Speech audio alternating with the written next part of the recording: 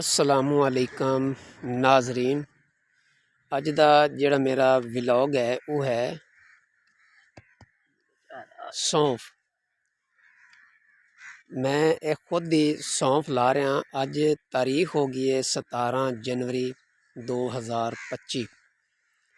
सौंफ तुसी 10वें महीने भी लगा सकते ने ते 12वें महीने भी तुसी ला सकते ने, लेकिन बदकिस्मती नाल मैं नहीं ला सकिया क्योंकि मैंने सोचा कि मैं तजर्बा करांगा कि जनवरी दी एंड तिकर अगर लाइए तो की रिजल्ट देंदे ने। साढ़े काफ़ी दोस्तों ने लगाए ने क्योंकि मौसम करवट लै ली तो हाली गंदम पक्कण दे विचों साढ़े पंजाब दे विच 3 महीने पूरे पे ने, क्योंकि अप्रैल दी 10 तरीक नूं साढ़े इलाके दे विच गंदम नूं हत्थ लगाया जांदा है ते गंदम दे नाल ही ये मुकम्मल हो जाते हैं। तो पूरे 3 महीने पे ने अलहमदुलिल्लाह। ते मौसम बड़ा प्यारा है। 17 जनवरी है। ते जेड़े मेरे भरावां ने सौंफ लाने हैं वो लाजमी लावन, क्योंकि ज़िला उकाड़ा दे विच इस टाइम जिहड़ा सौंफ दा रेट जा रहा किलो दा अच्छी क्वालिटी दे ते देसी हैन, हाईब्रिड नहीं हैं, देसी हैं। 1200 रुपए किलो दुकानदार दे रहे ने ते जेड़े मैं खुद जाके सेल कीते ने वो 700 रुपए किलो कीते ने। मैं खुद सेल कीते ने 700 ते अगू वो दे रहे ने 1200 रुपए किलो। ते अजकल ये मजून च भी पाए जाते हैं। ये अखां आस्ते बड़े मुफीद हैं, इनके बहुत ज़्यादा फ़ायदे ने। इनका अरक भी बनाया जाता है।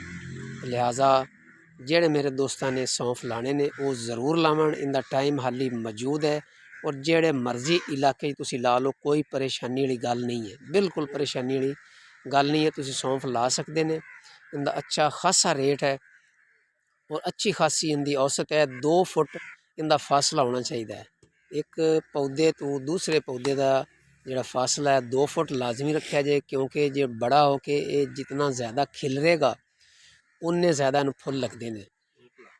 अगर तुसी 1 फुट ते लाओ तो भी उन्हें हो पाना है, फिर तो उनके कोई चीज़ गुजरती नहीं। लेकिन तुसी कोशिश करो कि 2 फुट ते लाओ। अगर फुट ते भी ला लो तो कोई परेशानी वाली गल नहीं है, बिल्कुल परेशानी वाली गल नहीं है। तो इनू लाजमी लाओ और इनके तू फ़ायदा हासिल करो। मैं हालांकि सिर्फ 2 लाइना लगाई ने, फ़कत 2 लाइना मैं लगा रहा।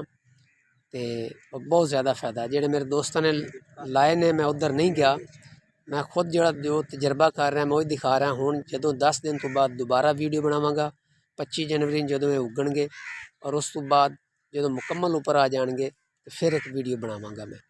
सौंफ लाजमी लाओ, इनका बहुत ज़्यादा फ़ायदा है सौंफों का। और ये बड़ी अच्छी क्वालिटी के सौंफ हैं। तो ये तुसी लाओ और फ़ायदा लो। तो इनू लाइक और सबसक्राइब ज़रूर करो।